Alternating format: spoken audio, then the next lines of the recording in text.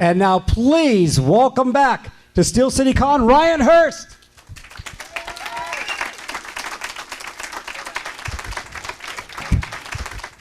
Grab a microphone and... this prophylactic on here. Look at this. Close enough. It's been sanitized for your protection. Thank you so much. Yeah. Want to get to questions or whatever you're up to these days? Go for it. Can I start with a question right off the bat? You just did. Good. It's about yoga. Last time you were here, we really saw you were really taught yoga. How do you balance that? Because my wife is a yoga instructor, and it's almost like a second full-time job. How do you balance that with your professional life? I think the way I mean, it's you just do. I mean, you kind of like you brush your teeth, you brush your hair, you eat, and you do yoga. I mean, that's you don't. It's not really a. You don't think of it as an extracurricular activity. You think of it as part of your life. And when you do, if you start to make room for it, the big idea is that, if you start to make room for those things that bring you some peace of mind, whether it's yoga, whether it's meditation, whether it's going to church, whether it's, being of service somehow, that, that you tap into something that makes you feel bigger than just you, yourself, and all your problems, all this sort of like I, me, mine stuff. If you sort of find some way to be either, of service to other people or of service to yourself, to something like higher nature, then it, feels good. Well, thanks. I just kind of wanted to get that out of the way before we get to the questions from the folks. Raise your hand. We'll come around right down front. Let's get going. Hi. I had to say that the last scene in Sons of Anarchy with Opie, watching that scene, I think I bawled my eyes out. Just watching that scene, I think I watched it a couple times over, and I bawled my eyes out every time because I was so connected to your character. I just loved him. What was filling that scene like for you? Very easy. It was actually a very easy scene to shoot. Anytime that something's written that beautifully, it's really easy. People are always like, "Oh, was that such a hard scene to shoot?" And I was like, "No, the hard scenes are the scenes that aren't written well, that you have to make, that you have to work real hard to make good." And I mean, fortunately on Sons there was just a lot of great scenes, but that was a very, very easy one to shoot. Well, we're not talking about you. I know you cried. I get it. That was the idea. That was the appropriate emotional response. Good job. And you have a question right next to her.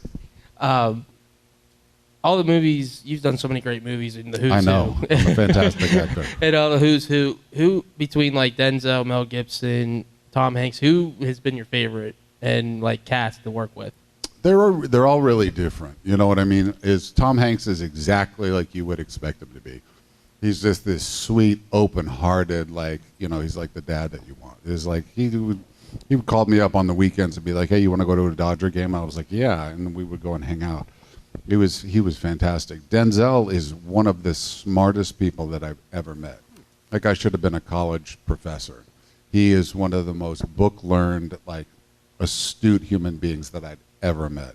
I mean, I have a real sort of, philosophically occult different, like all these sort of weird interests, and he went toe-to-toe with me on, bringing up references for, like, really obscure stuff. And he literally, he's a scholar. That's the best way to put it. And Mel Gibson's just crazy. I love him. I mean, he's crazy, so charismatic. He's like a lightning bolt in an Australian body. Okay, next question. Oh, come on. I'm right here. He's right here. I got a question for you. How satisfying was it working that last season that you did on The Walking Dead as Beta? Were you happy with the way that they chose to take you out at the hands of Daryl? Could you have seen it happen any other way? Yeah, well, I could have. I was hoping that Daryl and I would have got to fight a little more, or that Beta would have been able to, go at it with Negan a little bit more, which was supposed to be on the books there it was written that way for a little while, which I was excited about. Then at the last minute, they decided that they just wanted this sort of surprise to happen where Daryl kind of swoops in and saves the day, and I was like, All right, question for you right here. Yes, I enjoyed Rules of Engagement a lot, and I was just wondering how William Friedkin was as a director.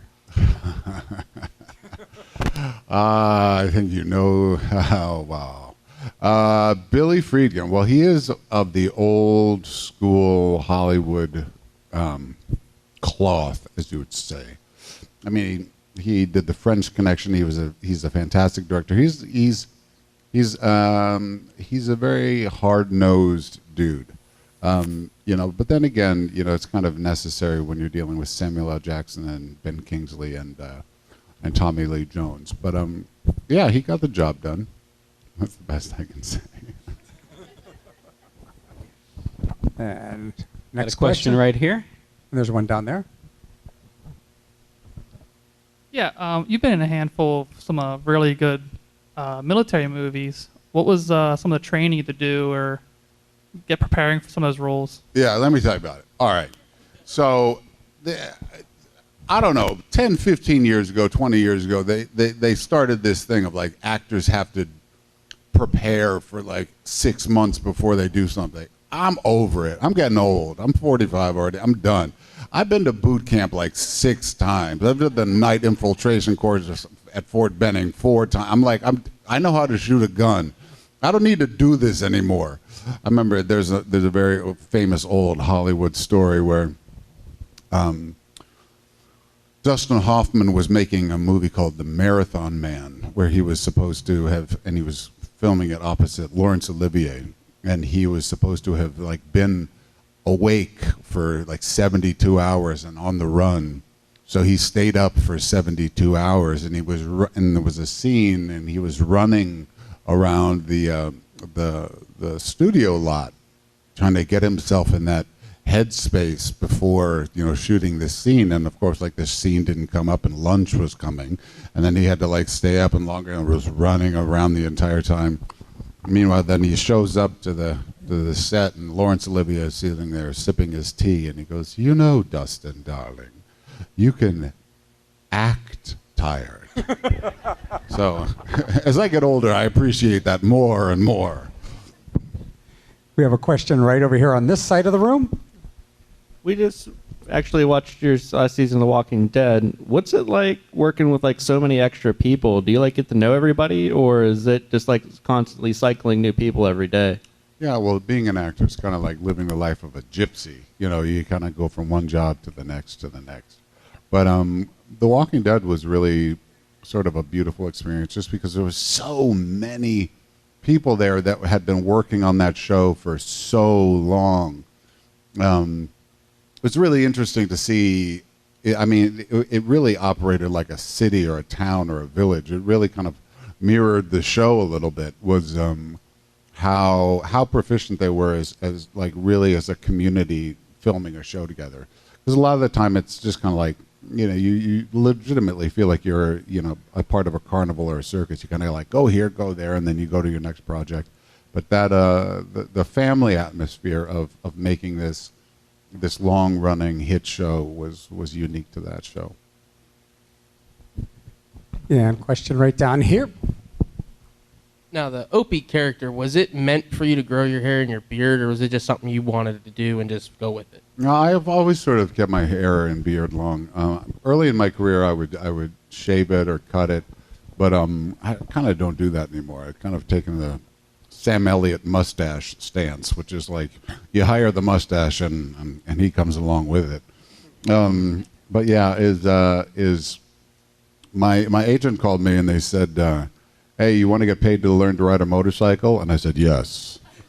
I said, I don't need to read the script. I will agree. I said, that sounds like a good job. Okay. What do we got next? Right on the far end? Right over here. I have one. So, Disney fan forever here. So we're going to fast forward to Mysterious Benedict Society. Yeah. So if you were to write out season 2, where would you see the development of the relationship between yourself and your daughter in the show, Kate?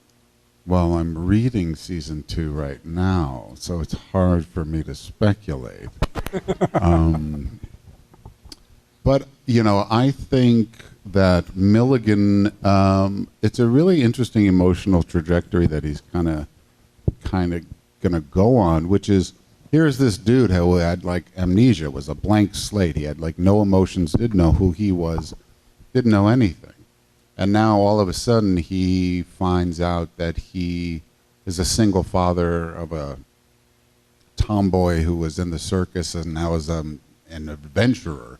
So he's kind of gripping, you know, he's kind of grappling with a lot of new, you know, a new identity, some new emotions that come along with that. And then he has to, you know, absorb the responsibility of being a single parent. So he's gonna try a lot of different coping mechanisms to find out who he is and how to, you know, manage these emotions and also how to be a father.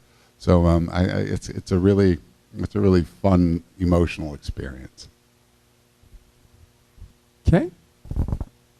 Few more questions right here. So in Sons of Anarchy, the way that Opie went out, first of all, was just incredible. But did you have any say as like how the end of that character would go, and ultimately, were you happy with Opie's ending in the show? Very happy with the ending. You know, as an actor, to go out in a blaze of glory like that was beautiful. I felt like it was just very apropos for the character, very sort of organic end to this dude. I always sort of viewed Opie as Job. You know, it was like you take everything away from this guy, and he was still loyal to the bone. But I felt like it was very in keeping with the character, and also very in keeping with the sort of operatic, you know, nature of the show. I had absolutely no say in the way that it transpired. Is Kurt called me and he told me, he's like, "Oh, we're killing Opie," and I was just like everybody else. I was like, "Oh, not Opie," you know. I was like, "Oh, really?" The only thing that I had wanted to see, like from a narrative perspective, was that I thought that it might be interesting at some point to really see Jax start to turn, and Opie. I would like to see.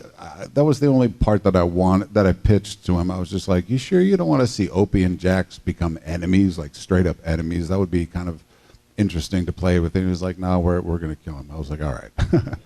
And he said, "But you just got to trust me. It's going to be bloody, it's going to be noble, and it's going to break people's hearts." And I kind of looked him in the eye and I said, I know, I get it. And he was true to his word, so it came off really well.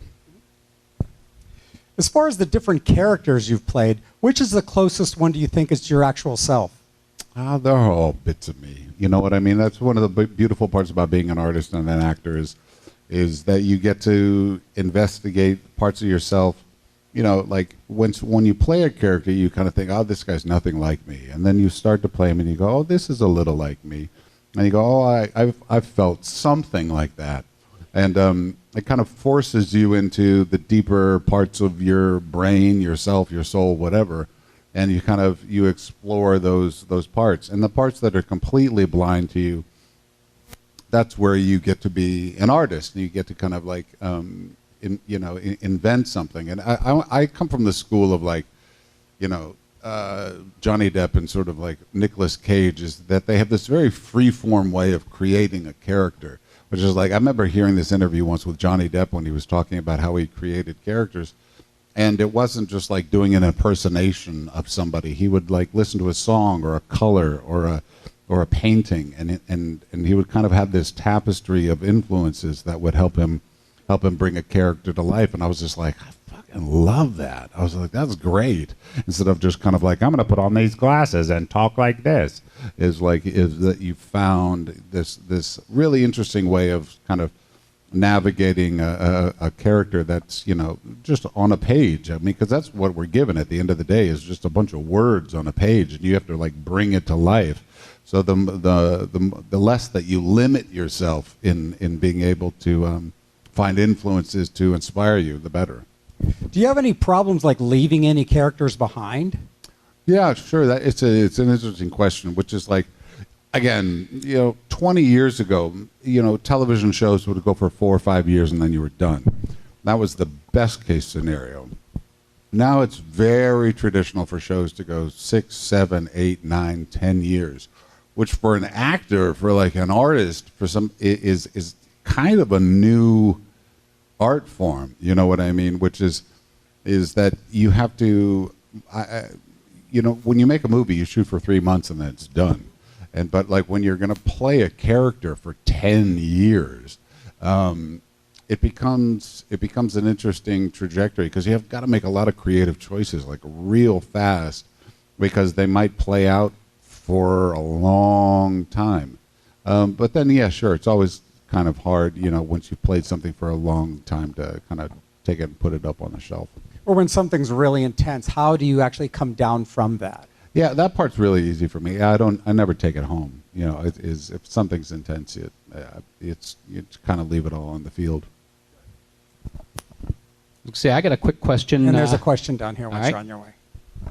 Did you actually do the singing as Half Moon? Yes. Yes, I did. That was one of those things was when they offered me Beta, I had obviously read the graphic novels and I knew about Beta and I knew that he was in the comic book he was a basketball player.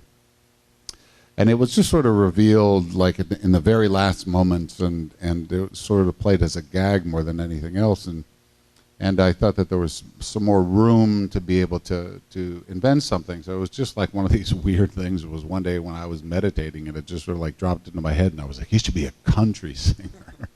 So I like wrote up this whole backstory of him being a country singer.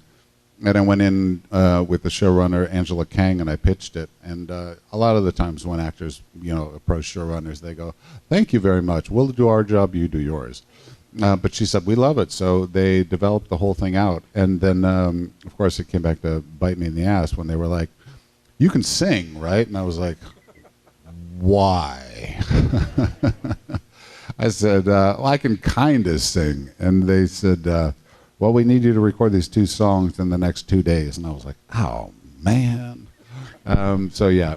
So Dan Fogler actually wrote one of those songs. And Emmy Kinney wrote the other song. And then we just sort of laid it down. And never in a million years would I think that I would be signing vinyl records at Comic-Cons. But lo and behold, here we are. Another question right here. All right, I got kind of a goofy question, but Then you have to ask it as goofy. all right. There you go.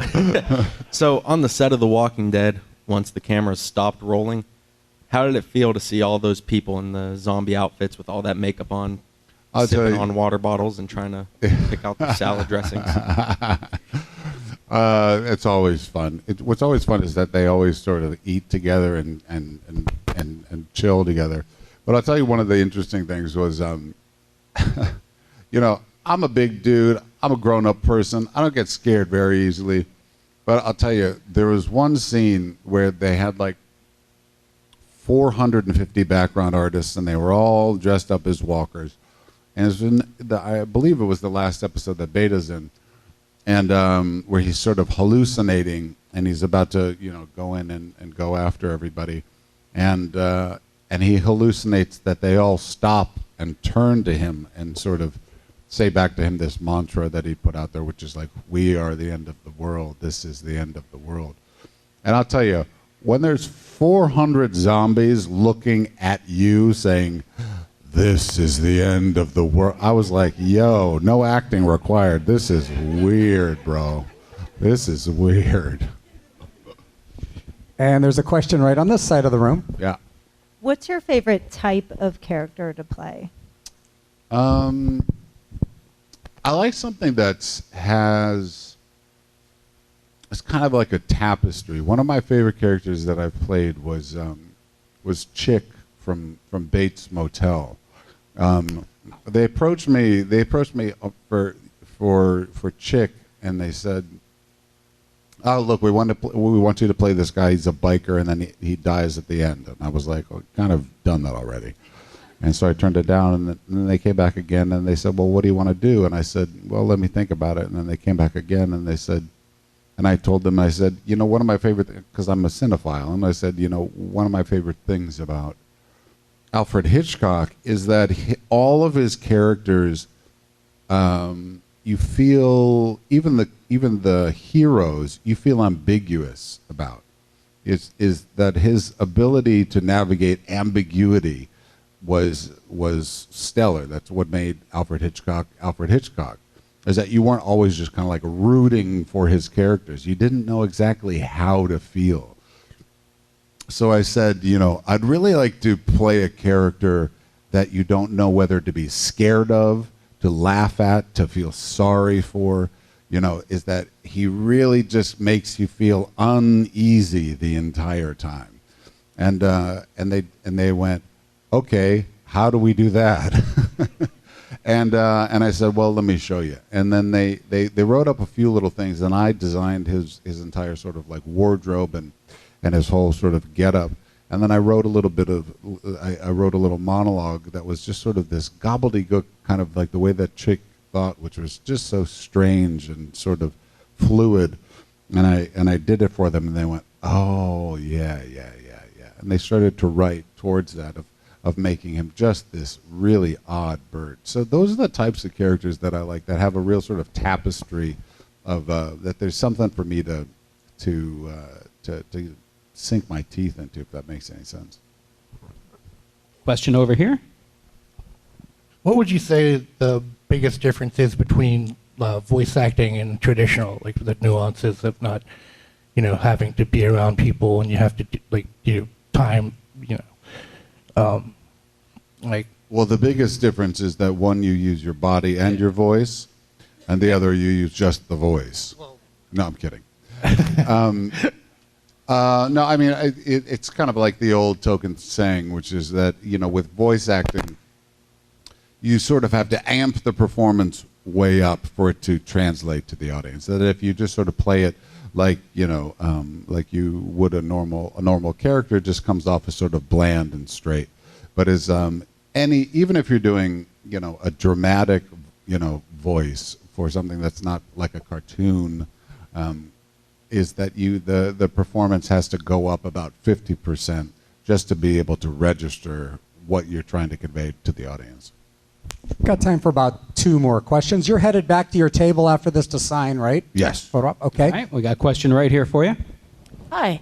Hi. You said you've been to boot camp 6 times. Yeah. I was wondering if you and the other actors had to do football camp for Remember the Titans. Yes, we did. Of course we did.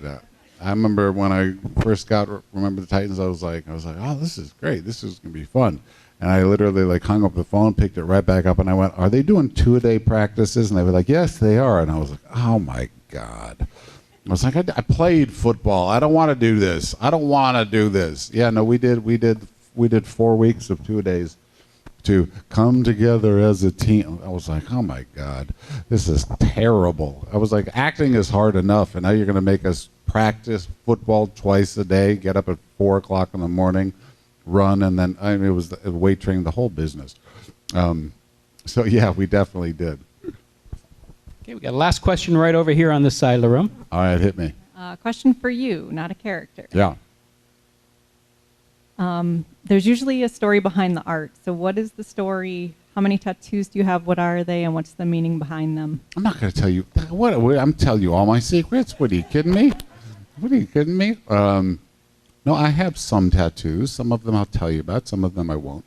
There's one here on my arm that I like a lot, which is a mandala of one of my favorite books by a woman named Pema Chodron, who is who's the one of the first ordained female Tibetan Buddhist ministers. And it's a book called The Wisdom of No Escape. And basically the idea behind it is that all of the things, like every time that that there's anything in your life that you're sort of running away from, whether it's pain, whether it's sorrow, whether it's, you know, all of the sort of negative things that happen in our life that we classify as negative. that we sort of run away from. What we do when we do that is that we empower them, and that the wisdom of no escape basically says if you just can find a way, some way, to sit with that pain and be neutral to that pain and just recognize it and go, okay, this sucks. It's okay that it sucks. Is that you take the power away from that situation. That's the big idea. Is that, and she talks about it a lot of like, let's say you're sitting there and you're trying to meditate and you get an itch on your leg. There's like everything in your body goes, I'm trying to meditate. Would you fucking stop itching? And what she says is take all of your attention, all of your awareness, all of your perspective, and focus it all on that itch. And the catch-22, the funny thing that happens is that the itch starts to go away.